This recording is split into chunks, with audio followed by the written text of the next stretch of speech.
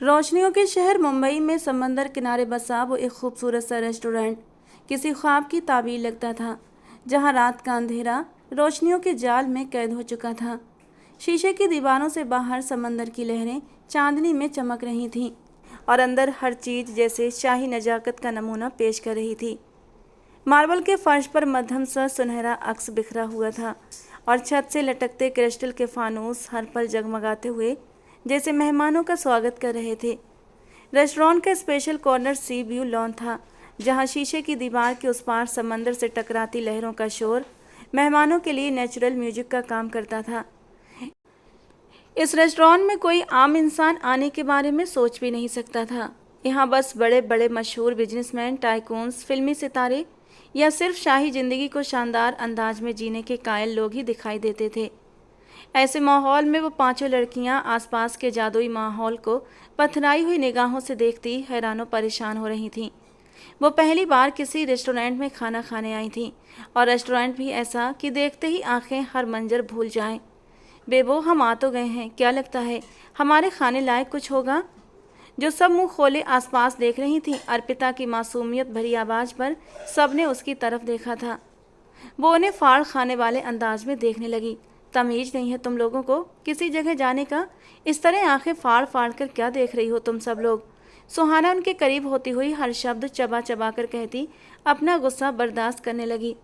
उसे डेर मिला था कि वो इन्हें किसी महंगे रेस्टोरेंट में ले जाकर खाना खिलाएगी और तभी वो इन्हें इस जगह पर लेकर आई थी। मगर अपनी औकात से बाहर हाथ मारते हुए वो उन्हें किस जगह ले आई थी उसे बिल्कुल भी अंदाजा नहीं था। मैम प्लीज़ साइड हो जाएं। इससे पहले कोई कुछ कहता, किसी वेटर की आवाज़ पर वो फ़ौरन मुस्कुराती एक अदा से साइड पर हटी थी। उसके चेहरे के एक्सप्रेशन देखकर वो सब बस उसे हैरान नज़रों से देख कर रह गईं। यूं नदीदों और भुक्कड़ों की तरह दूसरों को देखने से अच्छा है खुद को क्लासी दिखाओ, हाई फाई स्टैंडर्ड दिखाओ। वो उनकी पतली होती हालत पर चोट करती उन्हें होश दिलाने लगी, जिस पर वो सब थोड़ी बहुत कंफर्टेबल होने की कोशिश करने लगी थीं। और ये क्या, ये बहन जी टाइप की तरह दुपट्टा आसपास लपेट कर डरे सहमे अंदाज में क्यों खड़ी हो? एकदम बोल्ड बनो, दुपट्टा निकाल कर ऐसे गले में डालो। उसने खुद का दुपट्टा एकदम गले के ऊपर करते हुए कहा, जिससे भी आंखें फाड़ कर सब उसे देखने लगी। जानती हो ना, आर्यन ने देखा तो कितना गुस्सा करेंगे। उसकी कजन अर्पिता ने उसे हकीकत बताने की कोशिश की। उस कड़वे बादाम का तो नाम भी मत लो। उसके दोपहर वाले इनकार पर वो बुरी तरह तपी हुई थी। उसने दोपहर को ही आर्यन से कहा था, प्लीज हम पांचों लड़कियों को किसी अच्छी जगह खाना खिला दो। 5 का नाम सुनते ही उसकी हवा खराब हो गई थी। 5 कौन? तुम तो 4 हो ना? अरे 4 हम कजन और एक मेरी दोस्त तनु, वो भी तो साथ होगी ना। लेकिन आर्यन ने साफ मना कर दिया था, कोई ज़रूरत नहीं है, जो खाना है घर पर ऑर्डर कर लो। अगर वो इनकार न करता और ख़ुद उन्हें किसी रेस्टोरेंट ले जाता तो उन्हें यूँ चोरी छुपे आना न पड़ता। चलो बैठो सब, क्योंकि सब लोग हमारी तरफ ही देख रहे हैं। सबको अपनी तरफ देखता पाकर वो मीठा मीठा मुस्कुराती उन सबको बनावटी मुस्कुराहट पास करती दांत पीसते हुए बोली थी, जिस पर सारी लड़कियां उसकी बात मानकर खूबसूरत मंजर देखती करीब की टेबल पर टिक गई थीं। अभी वो उनके साथ बैठने ही वाली थी कि तभी पीछे से तनु की आवाज़ पर वो बौखलाकर उसकी तरफ देखने लगी। सुहाना, ये मेरी कुर्सी है। वो जो उन सबसे बेगाना होकर आसपास देख रही थी, एक आखिरी कुर्सी पर उसे बैठने देख पहुंची कि उसके नीचे से कुर्सी खींच गई, जबकि इस हरकत के बाद वो न खड़ी रह सकी न बैठ सकी, बल्कि पूरी तरह अपना बैलेंस खोती ज़मीन पर गिर पड़ी। उन्हें इतनी शानदार जगह पर इस तरह की हरकतें करते देख वो मुश्किल से अपना गुस्सा बर्दाश्त कर रही थी, जबकि यूँ गिरने पर वो शर्म के मारे लाल भी हुई थी और शर्मिंदा निगाहों से आसपास देखने लगी। जहाँ सब लोग उसे देखते उसके उठने का इशारा कर रहे थे तो कोई हंसता हुआ बी वेयर यू कह रहा था। मारे गुस्से के उसका बुरा हाल हो गया था। तेरी बहन की आँख। वो एक ही कोशिश में उठती हुई तनु के हाथ से कुर्सी खींचती और उस पर जा बैठी, जबकि तनु अब अपना सा मुंह लिए खड़ी थी। वेटर एक दूसरी चेयर उनके पास लाया तो कहने लगी, नहीं चाहिए, इसे वापस ले जाएं, इसने खड़े होकर खाना खाना है। वो कहती हुई तनु को आग उगलती निगाहों से देखने लगी, जो उसकी बात पर आंखें फाड़े उसे देख रही थी। लेकिन मैम, वेटर कुछ कहना चाहता था कि वो अपनी नागिन जैसी आंखें उस पर टिका गई। कहा ना कि नहीं चाहिए, और प्लीज़ मेन्यू कार्ड दीजिए, हम लेट हो रहे हैं। वो उसे रौब से मना करती आखिर में बड़े ही एटीट्यूड से बोली थी। इम्प्रेस करने के लिए उसने अपनी कलाई सामने करते टाइम देखना चाहा, मगर अपनी 250 की काले रंग की स्टूडेंट वॉच देखते ही वो बुरी तरह शर्मिंदा होकर अपना हाथ नीचे कर गई, जिस पर उन सबके कह कहे तेज हो गए थे। उनके इतने ऊंचे कहकहों को सुनते बाकी सब लोग भी उन्हें मुड़ मुड़ कर देखने लगे, जबकि एक टेबल पर बैठा मनचला उन्हें घूर रहा था। वो अपनी पार्टनर के साथ एक रोमांटिक डेट पर आया था और अब तीसरी बार किस करने के मूड में लग रहा था, मगर उनकी डिस्टर्बेंस उसे बार बार रोक रही थी। वो आदमी शायद बेहद तलबगार था, तभी उन्हें काट खाने वाली नज़रों से देखने लगा। उसे यूं अपनी तरफ देखता पाकर उसने उन सबको इशारा करके अपने करीब आने को कहा, जबकि तनु वेटर को मुस्कुरा कर देखती उसके हाथों से चेयर लेकर बैठ चुकी थी।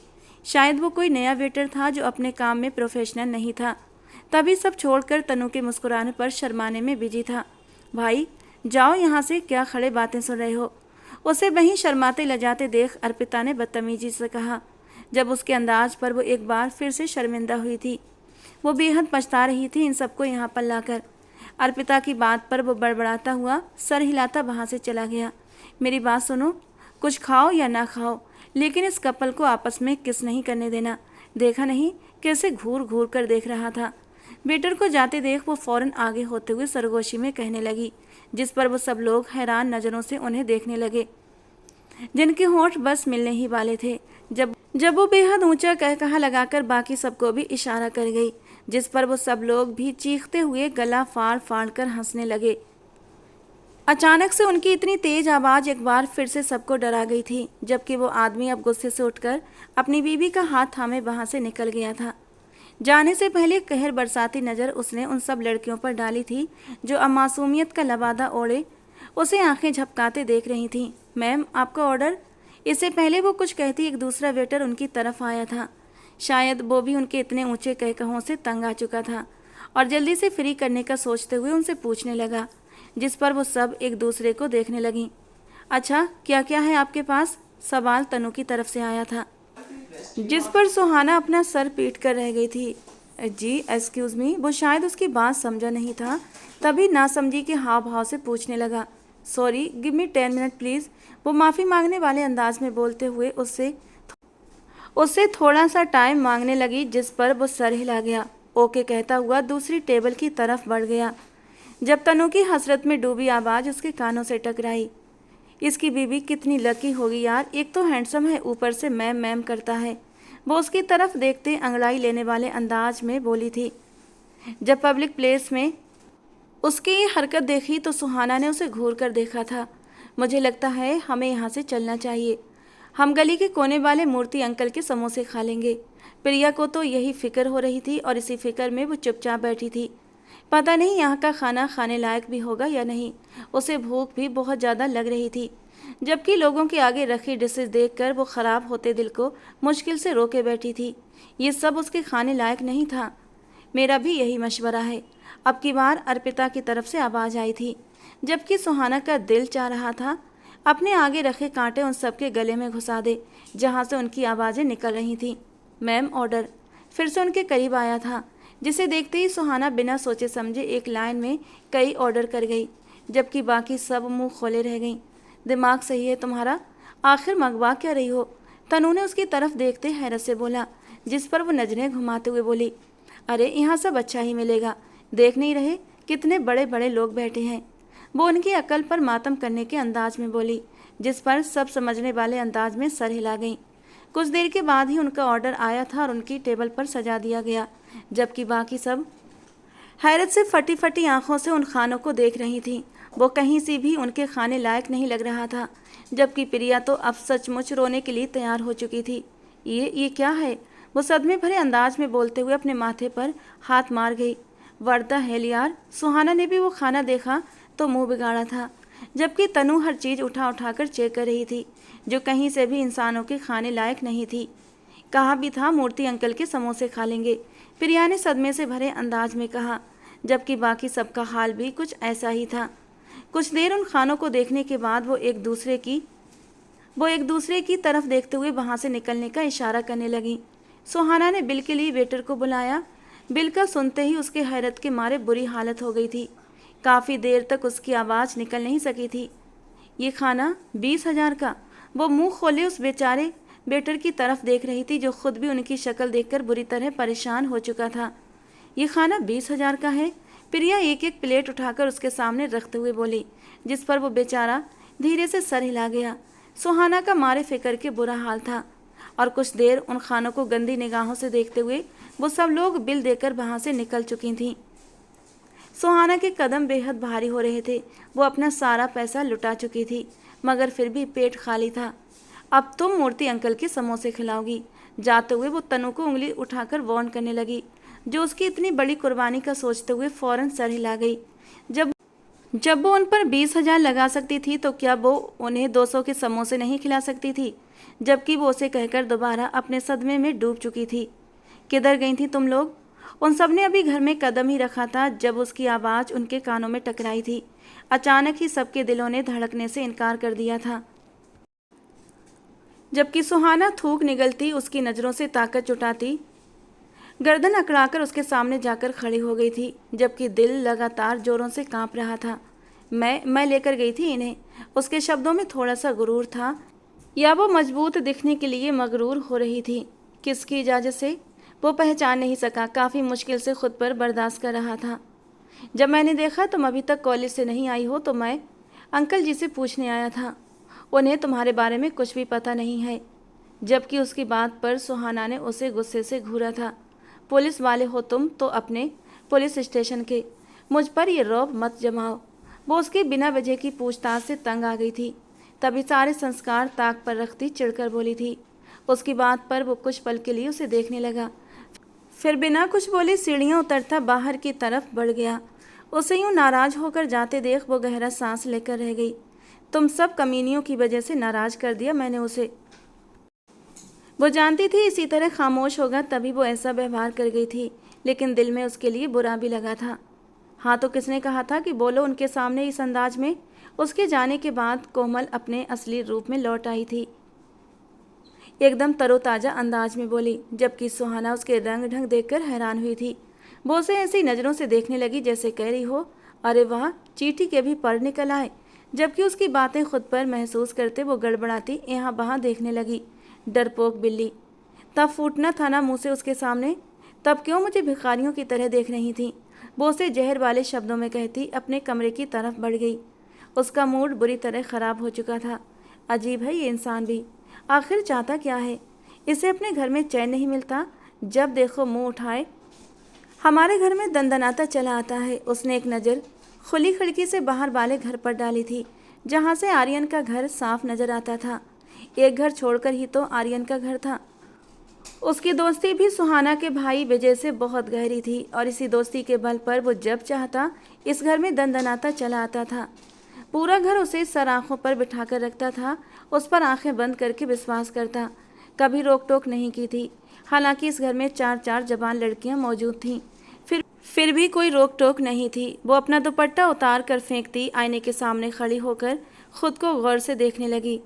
सुर्खों सफ़ेद रंगत, लंबा कद, हल्की सुरमई आँखें, गुलाबी होंठ, तीखी नाक और उस नाक पर पहना एक छोटा सा लौंग का मोती, जबकि सुनहरी रंगत के कमर तक आते लंबे बाल। कोई शक नहीं था वो खूबसूरत थी, मगर उसका हुस्न उसे तब हसीन लगता जब उसको सराहने वाला उसे राजी रहता। वो उसे नाराज़ करके अब खुद भी बेचैन हो रही थी। उसे मनाने जाना भी चाहती थी, मगर वो नहीं गई। खुद ही बुलाएगा कल, इतना एटीट्यूड क्यों दिखाता है मुझे?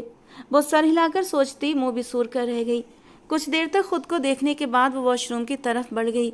दरवाज़ा बेहद ज़ोर से बंद किया था, जैसे अपना सारा गुस्सा उसी दरवाजे पर निकालना चाह रही हो। शर्मा हाउस में 2 फैमिली रहती थीं। दोनों भाई आपस में मिलकर रहते थे और दोनों के बच्चे भी शर्मा हाउस में एक साथ मिलकर रहते थे। ये जॉइंट फैमिली सिस्टम था। बड़े भाई नंद किशोर जी के 3 बच्चे थे। बड़ी बेटी सुहाना शर्मा, उससे 2 साल छोटा बेटा विजय शर्मा और उससे छोटी प्रिया शर्मा। नंद किशोर जी छोटे भाई रघुवीर जी की 2 बेटियां अर्पिता और पायल। चारों लड़कियों में दोस्ती भी बहुत गहरी थी, जहां भी पाई जाती एक साथ पाई जाती थीं। ये एक मिडिल क्लास फैमिली थी। हालांकि नंदकिशोर जी और रघुवीर जी मिलकर एक छोटा सा बिजनेस चलाते थे, लेकिन बिजनेस इतना तेजी से नहीं चल रहा था, बस गुजारा हो रहा था। ये बिजनेस 3 दोस्तों ने मिलकर खड़ा किया था, नंदकिशोर, रघुवीर और इन दोनों के दोस्त प्रीतम मुखर्जी ने। तीनों की बराबर की हिस्सेदारी थी। बिजनेस अभी चल भी नहीं पाया था कि एक रोड एक्सीडेंट में प्रीतम मुखर्जी का देहांत हो गया। उस वक्त प्रीतम मुखर्जी का बेटा आर्यन मुखर्जी सिर्फ 8 साल का था। तब से नंदकिशोर जी और रघुवीर जी हर महीने बिजनेस से जितना भी मुनाफा होता था उसका 33% प्रीतम मुखर्जी की पत्नी बंदना जी के अकाउंट में डाल देते थे, जिससे वो अपने बेटे का भरण पोषण कर रही थी। उनका घर ज़्यादा दूर नहीं था, बस एक घर छोड़कर ही बंदना जी अपने बेटे आर्यन मुखर्जी के साथ रहती थीं। आर्यन और विजय में बहुत गहरी दोस्ती थी, लेकिन इसके साथ साथ एक और रिश्ता था जो उसे शर्मा हाउस तक खींच कर लाता था। वाह भाई, यहाँ तो बड़ी खुशबू आ रही है। वो जो अभी अभी सोकर उठी थी, किचन से आती आवाज़ों पर किचन की तरफ बढ़ गई थी। जब बेहद मज़ेदार और दिल में उतर जाने वाली खुशबू ने उसका स्वागत किया था, उसकी भूख और भी ज़्यादा जाग गई थी। ये सब किस लिए भाई? वो अंदर आती टेबल के साथ कमर टिकाती फ्रूट बास्केट से सेब पकड़कर दांतों से काटते हुए पूछने लगी, जिस पर वहाँ बैठी प्रिया की जुबान में खुजली हुई थी। आपको देखने वाले आ रहे हैं, वो एकदम गर्म जोशी से उसे बता रही थी, जब उसकी बात पर सेब का टुकड़ा उसके गले में फंसा था। क्या? वो हैरत से उससे पूछने लगी, जिस पर वो सिर हिला गई। इससे पहले वो कोई जवाब देती, किचन में आते विजय ने बातों में हिस्सा लिया था। ये इस चुहिया जैसी शक्ल को देखने कौन आ रहा है? उसके अंदाज में उत्सुकता थी, जबकि दिल जलाने वाला ये अंदाज सुहाना को जलाकर राख कर चुका था। जस्ट शट अप, अपने कॉलेज की सबसे हसीन लड़की हूँ मैं। वो उसकी बात की अहमियत को कम करने के लिए अपनी शर्ट का फर्जी कॉलर अकड़ाते हुए बोली थी। अंदाज में घमंड उतर आया था। पायल, तुमने बताया नहीं तुम्हारा कॉलेज अंधों का है? वो उसके हाथ से सेब लेता चूल्हे पर रखी बिरयानी को हिलाता पायल को देखकर बोला था, जिसका कहकहा और भी ऊंचा था, जबकि बाकी सब लोग भी उसकी इस बात पर छत फाड़ कहकहा लगाने लगे। भगवान ने चाहा बेटा तो कुंवारे ही मरोगे। वो मुंह पर हाथ फेरती एकदम चिढ़कर बोली थी। ये लड़का उसे कभी चैन से जीने नहीं देता था, जबकि वो उसके हाव भाव देखकर दिल पर ठंडी फुहार महसूस कर रहा था। उसके दोस्त को रात से हट कर रही थी ये लड़की, अब जाकर उसे भी सुकून आया था, जबकि वो उसकी सोच से बिल्कुल अनजान उसे चील जैसी निगाहों से देखती उससे बदला लेने का सोचने लगी, जबकि वो भी उसके ख्यालों से अनजान दिल में अपना बदला लेने पर खुश हो रहा था। नाश्ता मिलेगा? कुछ पल उसे आंखें छोटी किए देखने के बाद वो वहाँ मौजूद औरतों को देखकर रह गई, जब वो फिर से अपनी टांग बीच में अड़ा गया। रात एक कौवा मरा था हमारी छत पर, ला दूं क्या? वो उसकी तरफ देखते आंखें पटपटाकर मासूमियत से पूछने लगा, जो उसकी बात पर हैरत से पूरी आंखें बड़ी करके देखने लगी। पहले कम डरावनी हो, जो अपनी गाड़ी के टायर जितनी आंखों को और भी खोल रही हो। वो उसके यूं हैरत से आंखें खोलने पर चोट कर गया। जब उसकी बातों से परेशान होती चीख कर वो पैर पटकती वहाँ से चली गई। जब वो पीछे से बोला था, अच्छा है नहीं खा रही, वरना मरा हुआ कौवा भी तड़प पड़ता कि किस कदर बदबूदार मुंह की खुराक बन रहा हूँ। उसे चुप कराकर मैदान छोड़कर जाते देख वो उसे फिर से छेड़ गया, जबकि उसका मूड रात से बिगड़ा हुआ था, अब और बिगड़ गया। मेरे मुंह मत लगो विजय, वो बिना मुड़े गुस्से से चीखती अपने कमरे की ओर बढ़ गई। जब संजना जी उसे रोक गई, क्यों तंग करते हो उसे, बड़ी है तुमसे। वो उसे प्यार से डपटने लगी। जब वो उन्हें खड़ा होता अपनी हाथ दिखाने लगा, मुझ जैसे बुर्ज खलीफा के सामने वो मुमताज का ताजमहल भी नहीं है। वो उन्हें अपनी और उसकी हाइट का डिफरेंस बताने लगा। जब वो हंस पड़ी, लेकिन उम्र में तो तुमसे बड़ी है ना। वो उसे उम्र का जताने लगी, जिस पर वो नाक सिकोड़ कर रह गया। बस 2 साल, उसने जताना चाहा। जब वो हंसती हुई खड़ी हो गई, जबकि बाकी सब उनकी बातों से मज़ा उठाने के साथ साथ खूब ज़्यादा हंस रहे थे, एंजॉय कर रहे थे। इस बात को लगभग 2 हफ्ते गुजर चुके थे।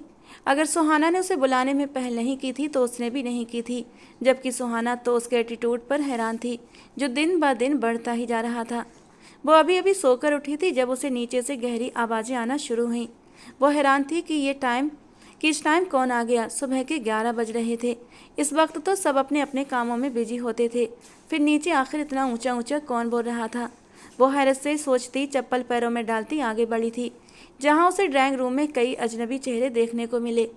गुस्से में ड्राइंग रूम में दाखिल हुई तो सब उसे यूं आंखें फाड़ कर देखने लगे जैसे वो दुनिया का कोई 8वां अजूबा हो। आर्यन भी वहीं पर मौजूद था। वो एक झटके से उसके करीब आया था। यहाँ क्या कर रही हो तुम? वो बिना चेंज किए, बिना अपनी हालत ठीक किए नीचे आ गई थी। उसके दिमाग में बिल्कुल ठीक नहीं था कि नीचे मेहमान है। तभी वो अपनी हालत पर नज़र डाले बगैर आ गई थी जब आर्यन की आवाज़ उसके कानों से टकराई थी और वो बुरी तरह शर्मिंदा हुई थी। वो उसे बाजू से थामता हुआ वहाँ से निकला, जबकि बहुत सी नज़रों ने उसका दूर तक पीछा किया था। क्या लेने आई थी नीचे? वो उसको एक कमरे में लाता, दीवार के साथ पिन करता, उसके आसपास अपने दोनों बाजू बेहद गुस्से से टिकाकर गुर्रा रहा था। जब वो उसकी बात पर अपनी नज़रें उठाकर उसे देखने लगी, शब्द नहीं थे मगर आंखों से फूटती मोहब्बत पर वो कुछ पल के लिए ठहर गया था। मगर जल्दी ही वो वापस अपने खोल में सिमटता फिर से अपना सवाल दोहरा गया, नीचे क्या करने आई थी तुम सुहाना? अब की बार एक एक शब्द चबाकर बोला था, जबकि सामने वाले को उसका अंदाज काफ़ी हर्ट कर रहा था। मैं पहले कभी नीचे नहीं आई क्या? ये कैसा सवाल कर रहे हो? क्या पहली बार मुझे नीचे आते देखा है? वो बिना उसकी बात का मतलब समझे अपनी कहने लगी, जबकि दिल में वो उससे नाराज़ हो चुकी थी, ये जाने बगैर कि वो तो उससे भी ज़्यादा नाराज़ है। जानती हो वो मेहमान कौन है? वो उसकी कम अक्ली पर अफसोस ही कर सका। तभी उसके बाजू को अपनी पकड़ में लेता, उसे झटके से अपने करीब करता पूछने लगा, जो यूं खींचने पर हैरत से उसकी तरफ नज़र उठा गई थी। कौन है? आखिर कौन लोग हैं वो? वो सच में नहीं जानती थी, लेकिन जानना चाहती थी। इतनी अच्छी अच्छी आंटी उसके घर में क्या कर रही थी? उसे काफ़ी उत्सुकता थी, जबकि वो सिर्फ उसे देख कर रह गया, जिसकी आंखों में बेहद दिलचस्पी थी। वो उसे एक झटके से पीछे करता खुद से दूर कर गया। उसके इस रिएक्शन ने सुहाना को और भी नाराज़ कर दिया। आपका रिश्ता लेकर आई हैं मैडम? वो तंज भरी नज़रों से उसका हसीन चेहरा अपनी आंखों में भरते हुए बोला था, जबकि ये शब्द बोलते वक्त कई खंजर उसके दिल पर चले थे। व्हाट? वो सिर्फ यही कह सकी, मगर हैरत के मारे उसका बुरा हाल था, जबकि थोड़ी ही देर में यही हैरत गुस्से में बदल गई थी। उनकी हिम्मत कैसे हुई? वो गुस्से से बाहर की तरफ बढ़ने लगी जब उसका हाथ थाम लिया। क्या कर रही हो? उसका गुस्सा देखकर वो हैरान हुआ था। उसे तो लगा कि उसे पता होगा। तो क्या घर वालों ने किसी को नहीं बताया था? वो सिर्फ सोच कर रह गया, जबकि वो उसके काबू में नहीं आ रही थी। छोड़ो मुझे आर्यन। उनकी हिम्मत कैसे हुई मेरा रिश्ता लाने की? वो पागलों की तरह खुद को छुड़वा रही थी, जबकि वो उसकी कमर के आसपास बाजू बांधे उसे काबू करने लगा। इसमें इतना ओवर रिएक्ट करने की क्या बात है? कुंवारी लड़कियों के लिए रिश्ते तो आते ही हैं, ये कोई बड़ी बात नहीं है। अब जोर से उसे अपने बाजुओं में भरकर अपने बेहद करीब कर चुका था और धीरे से उसके कान में सरगोशी कर गया, जबकि वो हैरत से उसे देखने लगी थी।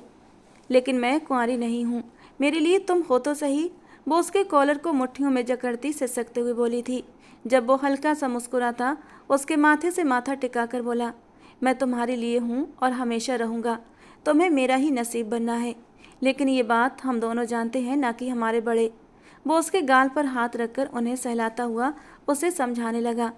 जब वो उसकी तरफ हसरत भरी निगाहों से देखने लगी, तो तुम बात करो ना इन लोगों से। वो उसके सीने पर हल्के से मुक्का टिकाते हुए बोली थी, जब वो उसके माथे को हल्का सा होठों से छूते हुए पीछे हो गया। तुम इनकार करोगी इस रिश्ते से, और मैं आज ही अंकल से बात करूंगा, सब ठीक हो जाएगा। वो उसके बालों को एक हाथ से सहलाता उसे तसल्ली देने लगा, जबकि दिल थोड़ा सा डरा हुआ था। रिश्ता अच्छा था और यही सोच उसे डराए हुए थी कि अगर अंकल ने रिश्ते को स्वीकार कर लिया तो। वो यही सोच रहा था जब उसकी घुटी घुटी आवाज़ उसे सुनाई दी, नाराज़ थे तुम मुझसे? वो आई ही थी उसके पास तो लगे हाथों ये सवाल भी कर लिया था। जब वो उसे देख कर रह गया, आ गया तुम्हें याद पूछने का? उसने नाराज़गी भरी आंखों से उसे घूरते हुए शिकवा किया, जिस पर वो हल्का सा मुस्कुरा दिया। तुम्हें तो फिर भी याद नहीं आया? वो सारा कसूर उस पर डालने लगी। जब वो गहरी सांस भर गया, वो ऐसे ही करती थी। 2 दिन नाराज़ होने के बाद सारा कसूर उसी पर डाल देती और फिर उसे खुद ही सुहाना को मनाना पड़ता था। मगर मजाल है जो उसने कभी उसे खुद से मनाया हो। तुम जानती हो बाहर के हालात, 100 दुश्मन है मेरे, और तुम लोग घर से बाहर निकलती चली गई थी मेरी जान सूली पर अटका कर। और ऊपर से तुम लोगों के मोबाइल भी स्विच ऑफ थे। मेरा गुस्सा गुस्सा नहीं था, वो परेशानी थी, झुंझलाहट थी। वो उसे प्यार से समझाने लगा, जबकि उसकी सुई वहीं पर अटकी थी। हाँ तो कल भी तो तुम मुझसे यूं ही बात कर सकते थे ना। इतना जोर से बोला तुमने कि मैं डर गई थी। वो अभी भी नाराजगी दिखा रही थी। जब वो गर्दन पीछे को फेंक कर गहरी सांस लेकर रह गया।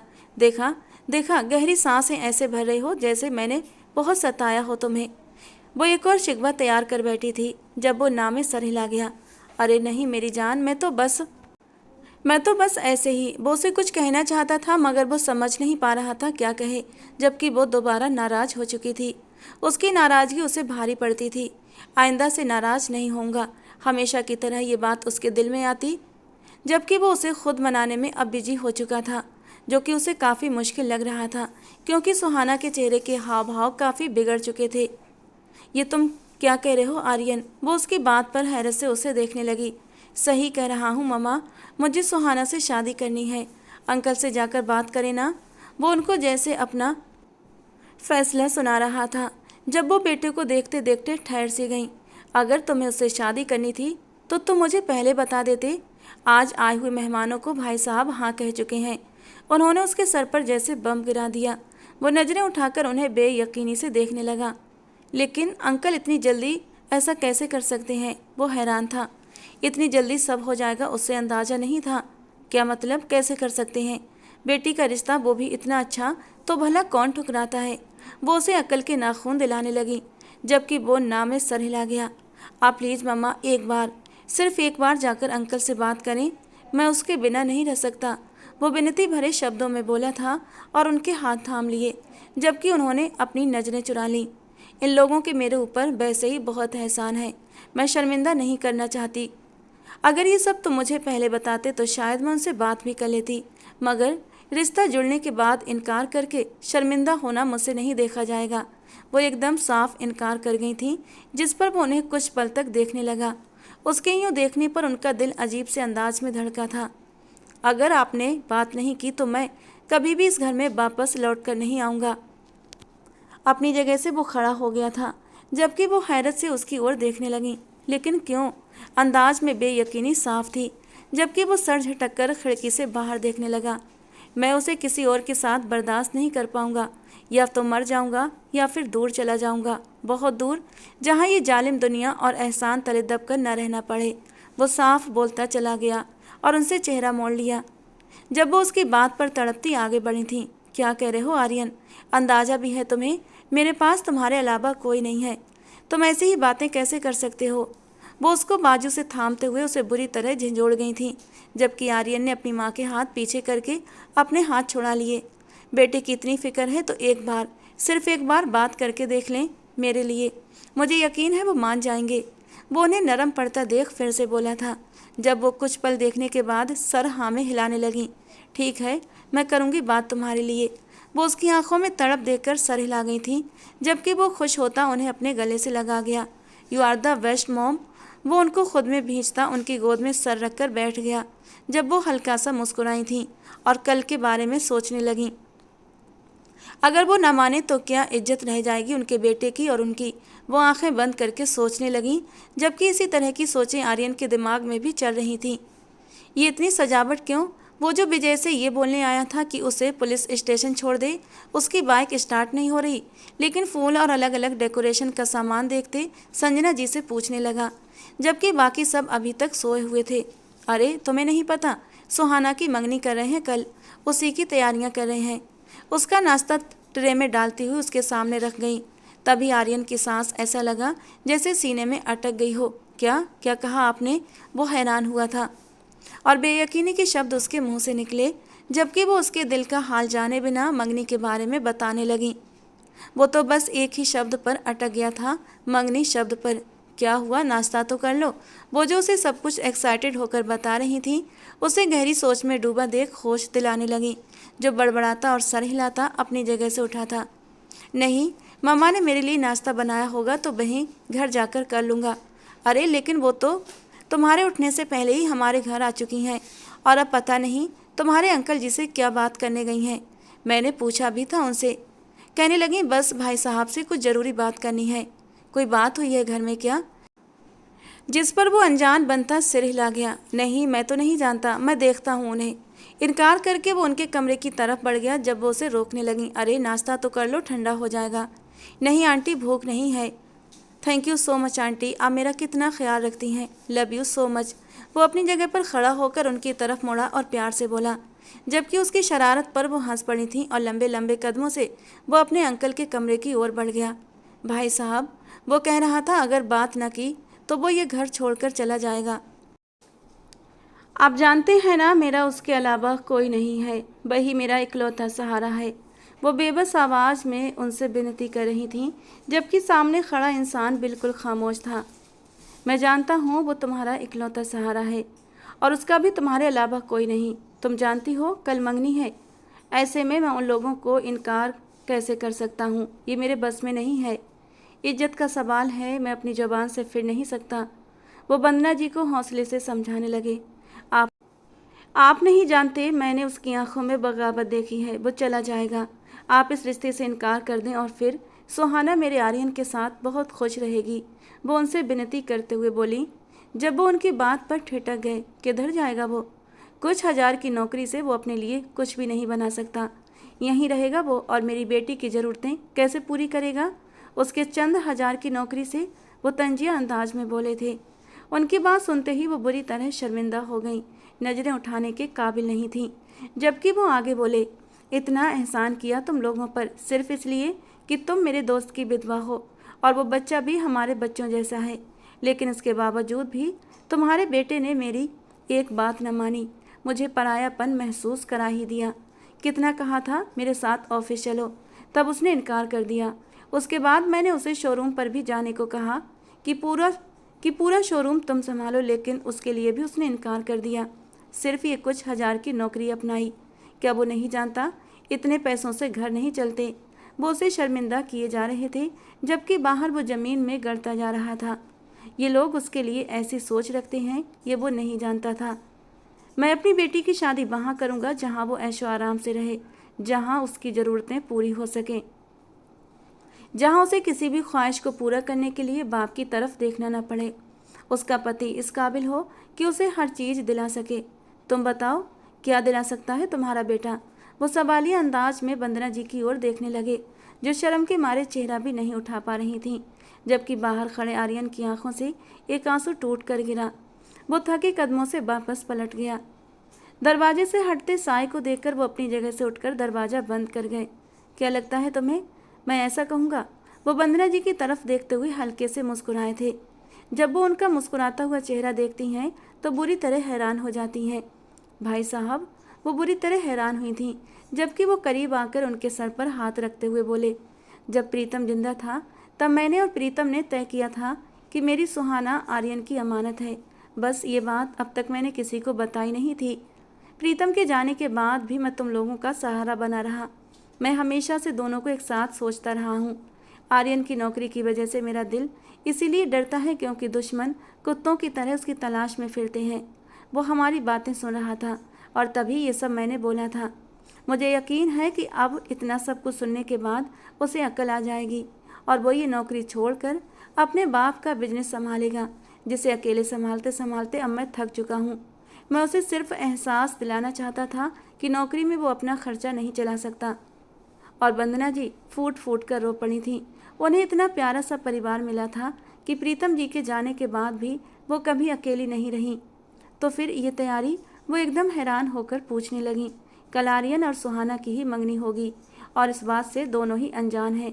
इन शॉर्ट ये सब उनके लिए एक बड़ा सरप्राइज़ होगा। आने वाले वक्त से अनजान वो अपनी ही धुन में किस्मत को अपनी मर्जी से चलाना चाहते थे, जबकि किस्मत तो उनकी बातों पर उदासी से मुस्कुरा रही थी और उन्हें हंसते हुए देख रही थी। मुझे नहीं करनी कोई मंगनी, तुम समझ क्यों नहीं रहे? पापा से बात करो ना तुम। वो उसके सीने पर दोनों हाथ टिकाए रो पड़ी थी। जब वो उसकी बात पर होंठ भींच कर रह गया, वो क्या बताता? उसके पापा के मुंह से ही ये सारी बातें सुनकर आ रहा था। तुम कुछ बोल क्यों नहीं रहे? उसे यूँ चुपचाप देखकर वो डर रही थी। बोलने लायक कुछ नहीं बचा। कल मंगनी है तुम्हारी। वो अपने आंसू छुपाने के इरादे से मुंह मोड़ गया, जबकि वो उसका रुख अपनी तरफ करके उसके गालों पर हाथ टिका गई। मुझसे छुपाओगे अब तुम ये आंसू? वो उसके गालों पर हाथ रखते बोली, जब 2 आंसू टूटकर उसकी आंखों से गिरे थे। उसके आंसू देखकर वो खुद भी रो पड़ी थी और उसके आंसू साफ करने लगी। पुलिस वाले होकर रो रहे हो, शर्म करो। वो उसका मूड सही करने के लिए नॉर्मल होते अंदाज में बोली थी, जबकि दिल अंदर से खुद खून के आंसू रो रहा था। नहीं, ये तो बस यूं ही।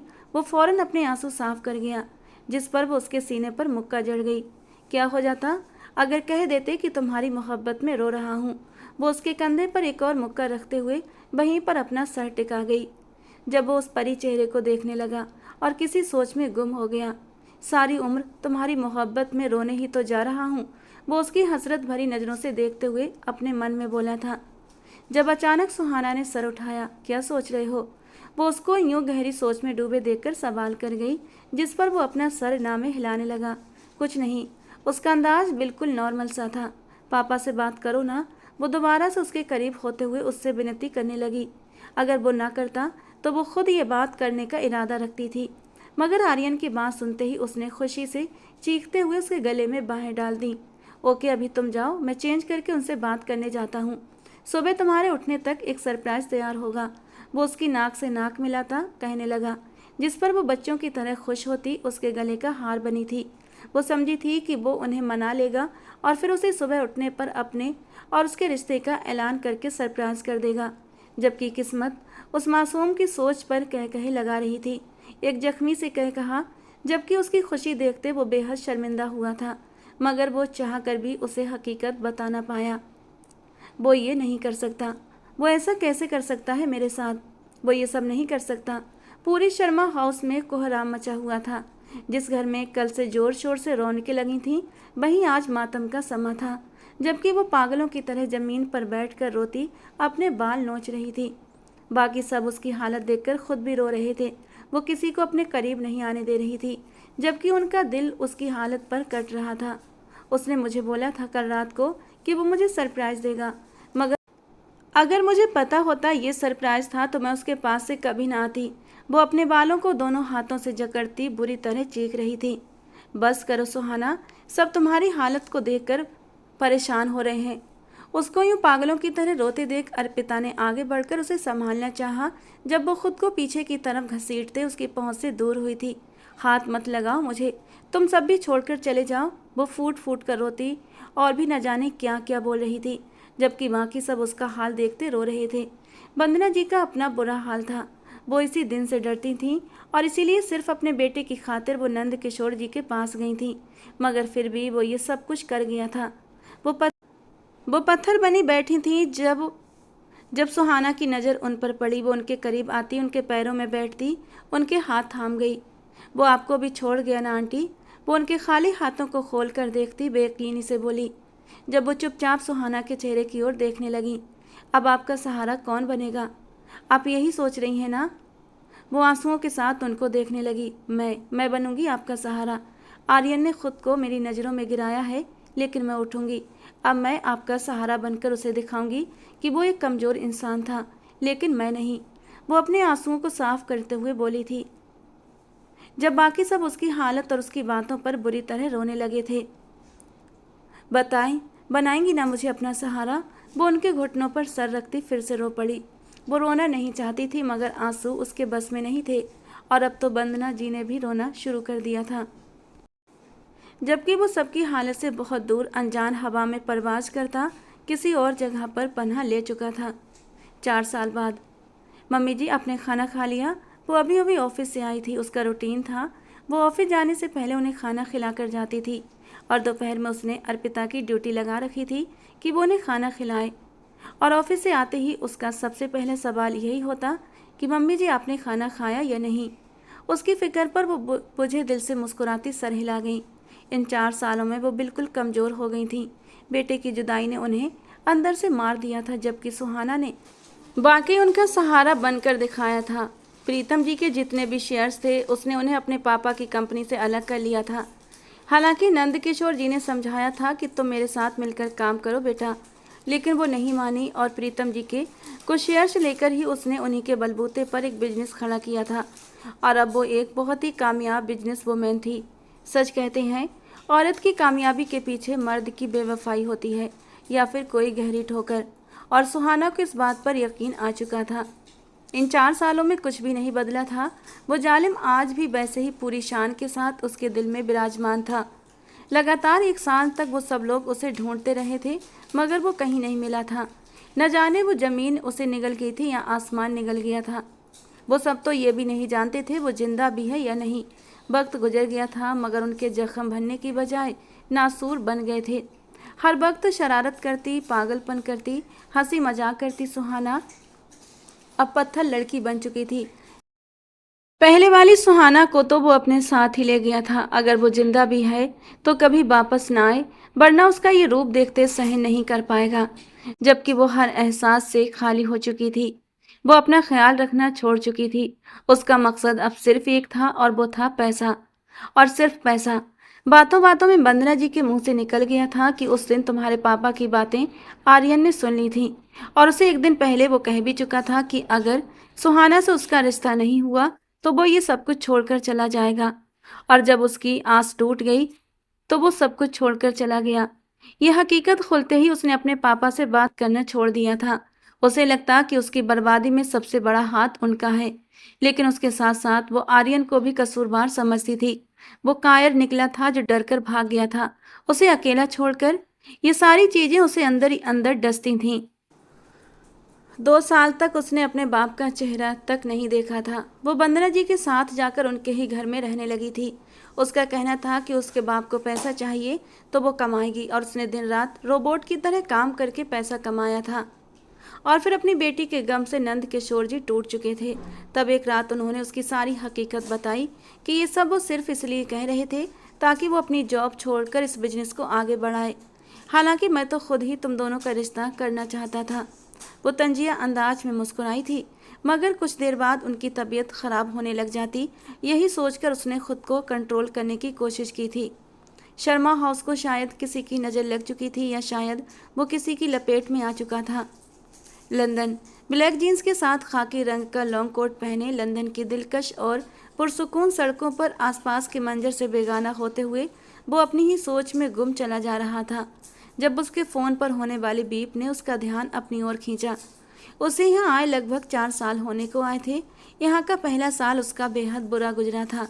वो लोगों के जूते साफ कर करके अपना एक वक्त का खाना खाता था, और फिर धीरे धीरे दिन रात काम करते करते उसने दौलत इकट्ठा की थी, अपना एक नाम बनाया था। 4 सालों में उसने इतना पैसा कमा लिया कि वो सारी ज़िंदगी अपने ख़ानदान को घर बिठाकर खिला सकता था। नंद किशोर जी की ख्वाहिश को पूरा करने की खातिर वो अपने दिल को जख्मी कर चुका था। लगातार फ़ोन की घंटी पर होश में आते हुए वो नंबर देखने लगा। कॉल उसके दोस्त तुषार की थी, जिसने उसे बाहर भेजने में मदद की थी। सिर्फ तुषार जानता था कि वो लंदन में है, और उसका कॉन्टैक्ट भी सिर्फ और सिर्फ तुषार से था।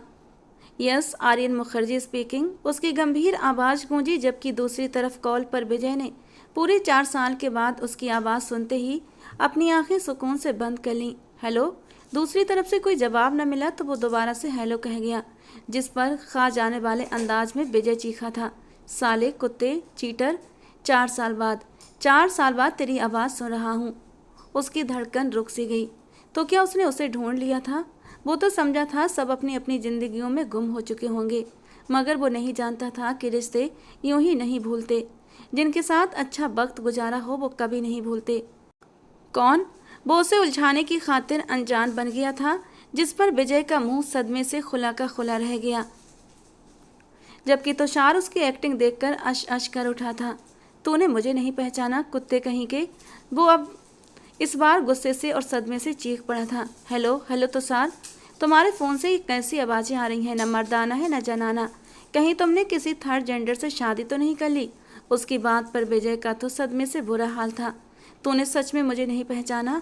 इस बार विजय के शब्दों में एक टूटी हुई सी हसरत थी।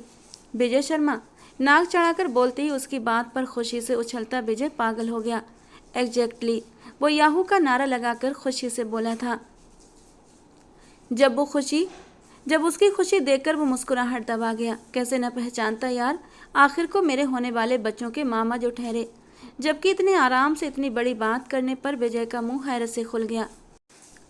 किस बात की इतनी अकड़ है तुझे बेटा? अपनी बहन की शादी कर चुका हूँ मैं। विजय ने उसकी गलतफहमी दूर करनी चाही, जिस पर वो भौहें उचका कर रह गया। एक पल के लिए उसका दिल डूबा था, मगर वो खुद पर काबू पा गया।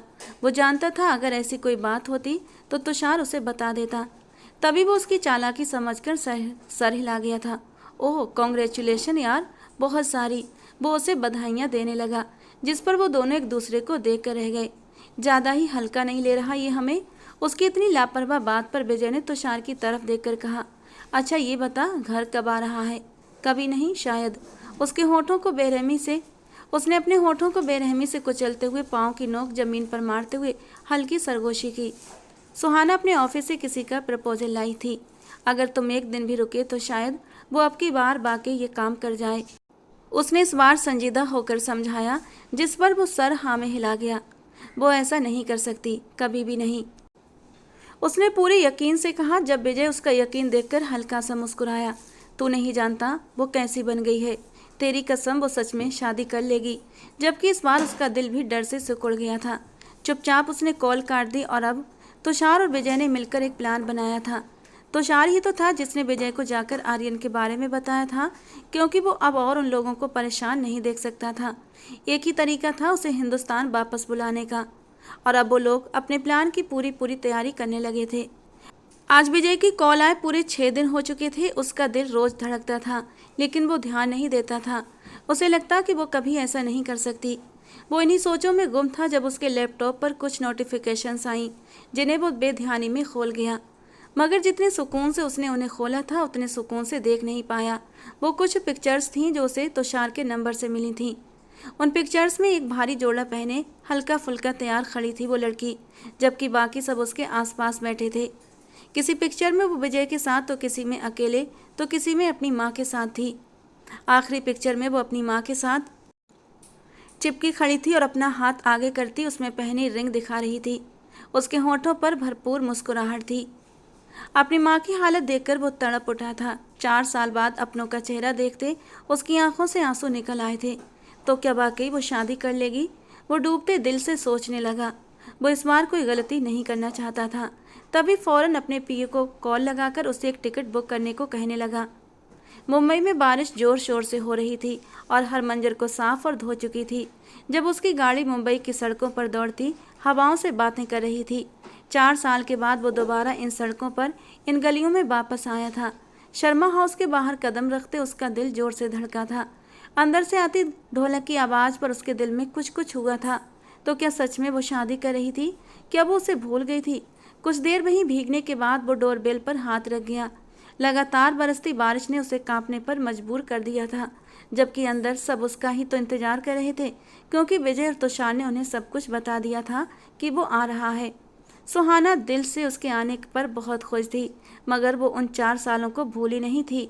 तभी खुद को सपाट दिखाने की कोशिश कर रही थी, मगर उसका दिल अंदर से गुलाब की तरह खिल चुका था। जाओ खोलो दरवाज़ा। और कितनी देर तक उसे भिगाने का इरादा है, कहीं बीमार न हो जाए। उन सबको उसकी हालत से मजे लेते देख वो आखिरकार बोल ही पड़ी, जिस पर सबने ओह कहा था, जबकि विजय ने हंसते हुए आंख बिंक की। इतनी फिक्र? वो बनावटी हैरत से पूछने लगा, जबकि अर्पिता खिलखिलाकर हंसते हुए उसी पोजीशन में बैठ चुकी थी जहां आज से 4 साल पहले सुहाना बैठी थी, और फिर उसी की तरह एक्टिंग करते हुए खुद को पीछे हटाते हुए बोली, मैं माफ़ नहीं करूंगी उसे, मैं माफ़ नहीं करूंगी। बार बार एक ही बात दोहराने लगी। उसकी एक्टिंग पर सबने एक जोरदार कहकहा लगाया था। सुहाना ने उसे घूर कर देखा। याद है किसी को ये शब्द? वो एक्टिंग करते हुए पूछने लगी, जिस पर सब लोग हंस पड़े थे, जबकि वो उसके पीछे भागती उसका मुंह तोड़ने के डर पर थी। आ रहे हैं भाई, आ रहे हैं, बेल से हाथ तो हटा लो। विजय ने आते हुए अपनी आवाज़ को और भी भारी और मर्दाना करते हुए पूछा, जिस पर बाहर खड़ा आर्यन का दिमाग घूम चुका था। ये बाज नहीं आ सकता। बिल आपके बाप ने नहीं देना, हाथ हटा लो बेल से। रखकर हटाना ही भूल गए हो। अब की बार पीछे से आई अर्पिता ने भी अच्छी खासी क्लास ली थी। दरवाज़ा खोलते ही वो सामने खड़ा था। ब्लैक पैंट, ब्लू शर्ट, पहले से बेहद हैंडसम लग रहा था।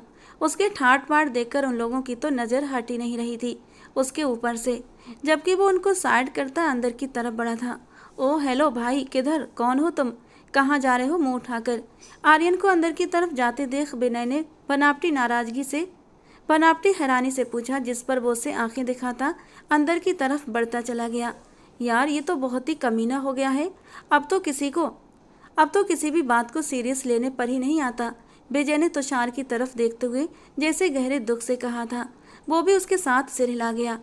अंदर दाखिल होते ही उनकी नज़र एक इमोशनल सीन पर पड़ी, जहां वो अपनी माँ को गले लगाए खुद भी रो रहा था, जबकि सुहाना अपने आंसू पोंछते हुए कमरे की तरफ बढ़ गई थी। तुषार और विजय घर वालों को आर्यन के बारे में पहले ही सब कुछ बता चुके थे कि वो यहाँ से किस इरादे से गया था और वहाँ लंदन में क्या कर रहा था, और इसीलिए किसी ने भी उससे सवाल जवाब करने की ज़रूरत नहीं समझी थी। वो नंदकिशोर जी के गले लगते हुए बेहद शर्मिंदा था। अच्छा है अब तुम आ गए। अब सुहाना की शादी की सारी जिम्मेदारियां तुम्हारे कंधे पर हैं। तुम्हें ही देखना है अब सब। वो उसके कंधे को थपकते हुए कहने लगे, जिस पर उसका दिल कई टुकड़ों में टूटकर बिखर गया। तो क्या वाकई वो शादी कर रही थी? जी अंकल, कहता हुआ वो अपने कमरे की ओर बढ़ गया। अब उठ जा, लंदन में नींद नहीं लेता था क्या? वो सारे उसके सिरहाने खड़े उसे उठाने की कोशिश कर रहे थे, जब वो आंखें मसल कर उन्हें देखने लगा। ये तो मौत के यमराज की तरह मेरे सर पर क्यों सवार हो? वो आंखें खोलकर उन्हें देखकर गुस्से से बोला था। पूरी रात वो सोया नहीं था, पूरी रात रोता रहा था। सुबह के वक्त जाकर कहीं उसकी आंख लगी थी, और अब ये सब वो उनको घूरते हुए अपनी लाल आंखों से उन्हें घूर रहा था। तू जानता है ना, पापा ने सारी जिम्मेदारियां तुझे दी हैं। चल उठ, तैयार हो जा। और अब उसके ऊपर से विजय कंबल हटाता बोला था, यार मैं नहीं जा रहा शादी पर। वो अपनी सूजी आंखें उनसे छुपाता अपने आप को नॉर्मल करने की कोशिश कर रहा था। वो ये जाहिर नहीं करना चाहता था कि वो रात भर रोता रहा है, जबकि वो उसे ज़बरदस्ती बिस्तर से खींचते हुए उसे तैयार कर चुके थे। उसके ना करने के बावजूद भी वो उसे अच्छा खासा तैयार कर चुके थे। वो खुद को देखकर हैरान हुआ। व्हाट द हेल, कौन सा मेरे बाप की शादी है जो तुम लोग मुझे ये सब कुछ पहना रहे हो? वो अपने वजूद पर महंगी शेरवानी देकर चीखा था, जिस पर उन सब ने बिना कोई जवाब दिए जल्दी जल्दी हाथ चलाते उसके ऊपर परफ्यूम स्प्रे कर दिया था और खींचते हुए कमरे से बाहर निकल आए। लेकिन ऐसी सज धज देखकर वो बुरी तरह शर्मिंदा हो रहा था। जबकि सब लोग उसे प्यार भरी नज़रों से देख रहे थे, वो उसे लिए गाड़ी की तरफ बढ़े। जब वो हैरान हुआ था, किधर लेकर जा रहे हो मुझे, वो उनसे पूछने लगा, जो उसकी बात पर एक पल को ठहर कर उसे देखने लगे। यार शादी बड़ी सादगी से हो रही है ना, इसीलिए मंदिर में ही हो रही है। कुछ देर के बाद वो लोग मंदिर में मौजूद थे। वो बड़ी ही बेताबी से दरवाजे की ओर देख रहा था। सुहाना दुल्हन बनी मंडप में बैठी हुई थी, नजरें झुकी हुई थी, उंगलियां मरोड़ रही थी। वो उसके चेहरे पर बेचैनी खोजने की कोशिश कर रहा था, लेकिन उसे ढूंढने से भी उसके चेहरे पर कोई बेचैनी दिखाई नहीं दे रही थी। हाँ, चेहरे पर थोड़ी सी नाराजगी के भाव जरूर थे, जो उसने उसी वक्त पढ़ लिए थे जब सुहाना ने एक नज़र उठाकर आर्यन की तरफ देखा था। उन आंखों में क्या कुछ नहीं था। उसकी नज़रों की ताब न लाते हुए आर्यन ने नज़रें चुरा ली थीं, और अब वो बेचैनी से सुहाना के आने वाले दूल्हे का इंतजार कर रहा था, जो आकर ही नहीं दे रहा था। यार ये दूल्हा कहाँ रह गया, आया क्यों नहीं अभी तक? वो अपने सिसकते दिल को इग्नोर करता जैसे उन लोगों से पूछने लगा जिसने आकर उसकी मोहब्बत पर हक जताना था। जबकि विजय उसे एक नज़र देखकर रह गया। खुद दूल्हा बनकर एकदम सुहाना के बराबर में बैठा हुआ था, तब भी उस गधे को कुछ समझ नहीं आ रहा था, और पूछ रहा था कि दूल्हा किधर है। मुझे ये बता, तुझे पुलिस की नौकरी किस गधे ने, किस उल्लू के पट्टे ने दी थी? वो उसके कान में घुसकर बोला था, जिस पर वो ना समझी से उसे देखने लगा। क्या मतलब? वो उसके चेहरे को उलझन से देखने लगा। बलराज, आप पूजन के लिए आसन ग्रहण करें। सबसे पहले हम मंगलकारी श्री गणेश जी का आवाहन करेंगे। अपने दाएं हाथ में अक्षत, पुष्प और जल लें और मेरे साथ मंत्रों का उच्चारण करें। पंडित जी ने उसके हाथ में फूल देते हुए कहा तो जैसे आर्यन सांस लेना भूल गया था। ये कोई सपना नहीं था, ये हकीकत है। मतलब शादी उसी के साथ हो रही थी। वो हैरत से आंखें फाड़ता अपने पास बैठी सुहाना को देखने लगा, और फिर उसकी नज़र नंदकिशोर जी पर पड़ी थी, जो हल्के से मुस्कुराते हुए उन दोनों को देख रहे थे। उसका दिल खुशी से उछलने लगा। उसका जी चाहा अभी आगे बढ़कर सबके गले लग जाए और खुशी से भंगड़ा डालने लगे। मनहूसो, तुम पहले नहीं बता सकते थे? सारी रात मैं अपना तकिया गीला करता रहा। शादी संपन्न होने के बाद वो विजय के गले लगते उसके कान में धीरे से गुर्राता है, जिस पर वो जोर से कहकहा लगाता है। अगर पहले बता देते तो फिर ये तेरा मुस्कुराता चेहरा कैसे देखते? वो मोहब्बत से कहने लगा, जिस पर वो दोबारा से उसके गले लग गया। जबकि उन दोनों को यूं चिपकते देख तुषार भी ऊपर से आता उनके साथ चिपक गया था। जबकि विजय ने तुषार के पेट पर एक धक्का रखा था। तुझे तो मैं बाद में निपटता हूँ। 4 साल तक ये राज तूने अपने सीने में दबा कर रखा था, पहले नहीं बक सकता था। जबकि तुषार ने बेबसी से आर्यन को देखा था, जिसने उसे कसम दिलाई थी कि तू घर वालों को कुछ नहीं बताएगा। वो अभी अभी चेंज करके वॉशरूम से निकली थी जब दरवाज़ा लॉक करके अंदर आते शख्स को देखते ही उसके होठों पर तंजिया हंसी सज गई थी। लॉक तो यूं कर रहा है जैसे मैं इसके सारे अरमान पूरे करने के लिए दिल से तैयार बैठी हूँ। वो दिल में सोचती बेड की तरफ बढ़ गई थी जब अंदर दाखिल होते हुए आर्यन की नज़र उस जालिमा की तरफ उठी थी, जो बड़ी ही लापरवाही से बेड की तरफ बढ़ती उसके सारे अरमान झाग की तरह बिठा गई थी। सुहाना, वो हैरत से बस उसे देख कर रह गया था। क्या वो उसके लिए इतना गैर जरूरी था कि उसकी बीवी ने उसका इंतजार करना भी जरूरी नहीं समझा था? और बड़े ही आराम से चेंज करके अब हल्के फुल्के साधारण सूट में सोने की तैयारी कर रही थी। वो जख्मी दिल से सोचता उसकी तरफ कदम बढ़ा गया था। अपनी तरफ से देखता पाकर सुहाना ने तंजी अंदाज में उसकी ओर देखा था। क्या देख रहे हो? कभी खूबसूरत लड़की नहीं देखी तुमने? उसे लगातार खुद की तरफ देखता पाकर उसने बालों को एक अदा से झटका था।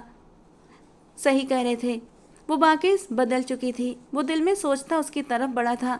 नहीं, कभी नहीं देखी, क्योंकि जब से तुम पर नज़र पड़ी है मैं किसी और को देखने के काबिल नहीं रहा। वो एक झटके में उसके करीब पहुंचा था, उसको अपनी बाहों में भरते हुए अपने सीने से भींच गया था। कितना तड़पता था उसका दिल इस स्पर्श के लिए, और अब सुहाना को खुद से लगाया तो उसके दिल को एक सुकून मिला था। जबकि उसकी हरकत पर दांत किचकिचाते हुए उसे देखते हुए अपनी बाहें उसकी गर्दन में डाल दी। क्या सच में? वो उसके गले का हार बनती जानबूझकर मोहब्बत से भरे शब्दों में बोली थी। हाँ बिल्कुल, तुम्हें देखकर किसी और को देखा जा सकता है क्या भला? वो उसकी नाक से नाक टकराता खुमार भरे अंदाज में बोला, जिस पर वो दर्द से एक आह कह उठी। एक बात बताओगे? वो उसकी गर्दन के आसपास अपनी पकड़ सख्त करती पूछने लगी। वो सिर्फ हूँ कर पाया था, जानता था वो अभी हिसाब लेगी। तरस नहीं आया मुझे छोड़कर जाते? वो अपनी आंखों में नमी लाते हुए उससे पूछने लगी। उसने सोचा था वो उससे नाराज रहेगी, उसे माफ़ नहीं करेगी, मगर उसे अपने पति के रूप में देखकर वो जैसे सब कुछ भूल चुकी थी। तरस? तुम पर तो प्यार आता है, तुम तरस खाने के काबिल थोड़ी हो, तुम तो चाहे जाने के काबिल हो। वो उसके माथे पर होंठ रखने के लिए झुका था जब वो अपना सर पीछे करती नाम में सर हिलाने लगी। जानते भी हो कितनी तकलीफ से गुजरे हैं ये साल? मैंने कितनी तकलीफ उठाई है, एक बार मुझे बताते, मैं तुम्हारे साथ मिलकर कोई रास्ता तलाश कर लेती, लेकिन यूं छोड़ कर तो न जाते। वो रोते रोते बोली, जिस पर वो उसके आंसू साफ करने लगा। मैं नहीं चाहता था तुम्हारे दिल में तुम्हारे पापा को लेकर कोई गलतफहमी हो, इसलिए बगैर बताए चला गया था। इतना तो मुझे यकीन था कि मेरी गैर मौजूदगी में कोई भी तुम्हारा रिश्ता नहीं करेगा और तुम खुद भी ये सब होने नहीं दोगी, तभी मैं चला गया था। एक अच्छे फ्यूचर के लिए। वो उसे बाहों में उठाकर बेड पर लेकर आया था और फिर उसकी गोद में सर रखकर सब कुछ बताता चला गया। जबकि उसके शब्दों में छुपी बेबसी देखकर वो सारे दुख भूलती चली गई। वो नीचे को झुकती हुई उसके माथे पर अपने होंठ लगा गई, जबकि आर्यन की नज़रें उसके झुकने के कारण गीले नाइट ड्रेस की शर्ट से झलकती उसकी खूबसूरत धड़कनों पर पड़ी थी। वो एकदम से मदहोश होता, अपना एक हाथ आगे बढ़ाता, उसे खुद के ऊपर करता, उसकी गर्दन में चेहरा छुपा गया। उसकी हरकत पर मदहोश सी सुहाना के लबों से एक सिसकी निकली थी, जिसकी आवाज़ सुनते ही आर्यन के कानों में सुकून उतर गया था। एक झटके से तकिए पर लिटाते हुए उसने उसके नाइट ड्रेस के बटन खोल दिए थे और गर्दन से होते हुए उसकी नरम धड़कनों तक आ पहुंचा था, जिससे वो सिसकियां भरने पर मजबूर हो गई थी। उसका वजूद अब भी हल्का हल्का गीला था और उस भीगे वजूद में आर्यन बुरी तरह मदहोश हो गया था। इस मदहोशी में जब आर्यन ने उसकी नरम धड़कन पर हल्के से वाइट किया तो वो मचल उठी। उसके बालों को मुट्ठियों में जकड़ते हुए सुहाना ने आर्यन का चेहरा थोड़ा सा ऊपर किया था। उसकी आंखों में एक शरारत नाच रही थी। अगले ही पल सुहाना ने आर्यन के होठों को अपने होठों की कैद में लिया था। आर्यन मदहोश हो रहा था, लेकिन अगले ही पल उसकी एक हल्की सी चीख निकली थी जब सुहाना ने, अब आया मजा, आइंदा मुझे काटा तो इससे भी ज़्यादा जोर से काटूंगी, उसने शरारती अंदाज में कहा, जबकि अपना निचला होंठ को चलता हुआ वो उसे प्यार भरी नज़रों से निहार रहा था। वो बदल गई थी, लेकिन अब फिर से अपनी पुरानी टोन में लौट रही थी, और यही तो सुहाना चाहिए थी उसे, लड़ने झगड़ने वाली, हर वक्त शरारतें करने वाली। तुम्हारी दी गई हर सज़ा मंजूर है सुहाना, कहकर वो उसे खींचकर अपने ऊपर कर गया था। फिर बेड से टेक लगाते हुए उसे अपनी बाहों में भर लिया। बहुत याद किया था मैंने तुम्हें, ये कहते हुए उसने अपने दोनों हाथों के प्याले में उसका चेहरा भर लिया और उसके माथे को चूमा। फिर उसके कान के पास अपने होंठ लाकर सरगोशी में बोला, तो क्या ख्याल है, आगे का काम पूरा कर लिया जाए? उसकी बात का मतलब समझकर सुहाना शर्माते हुए उसके सीने में सर टिका गई। रोका किसने है, पूरी इजाज़त है। और उसकी तरफ से इजाज़त मिलते ही वो उसे बेड पर गिराता उसके ऊपर हुआ था और सुहाना ने भी उसके बालों में उंगलियां फंसाते हुए उसे अपने और करीब खींचा था। उसकी हरकत पर वो दिलकशी से मुस्कुराता हुआ पल भर में अपनी शर्ट उतारकर साइड में फेंकते हुए उसके लबों पर झुकता चला गया। लम्हा लम्हा उसके लबों का जाम पीते हुए वो बेहद जुनूनी हो गया था। उसके लबों पर अपना स्पर्श छोड़ते हुए एक हाथ उसकी धड़कनों पर और दूसरा हाथ उसकी नरम कमर पर था जो उसे सहला रहा था। आने वाले पलों के लिए वो बेहद जोश में भरा हुआ लग रहा था।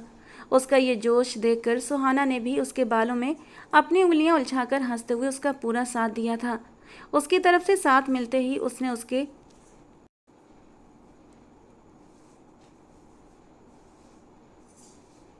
जिससे कि वो बुरी तरह मदहोश हो गई। अगले ही पल उसने सुहाना के दोनों होठों को अपनी पकड़ में लेते हुए उसके नाजुक वजूद में उतरते हुए खुद को और उसे एक कर दिया था। अब वो लाल चेहरा लिए उसके सीने में अपना सिर छुपा गई थी। मिलन के इस पल के साथ ही आर्यन मुखर्जी ने हर दुख को अलविदा कह दिया था। अब सिर्फ खुशियाँ उनके इंतजार में थीं। तो दोस्तों, आज की हमारी कहानी आपको कैसी लगी कमेंट बॉक्स में ज़रूर बताना। पसंद आई हो तो प्लीज़ लाइक करना। रोज़ एक नई और रोमांटिक कहानी के लिए हमारे चैनल को सब्सक्राइब करना। मिलते हैं दोस्तों अगली किसी नई कहानी के साथ।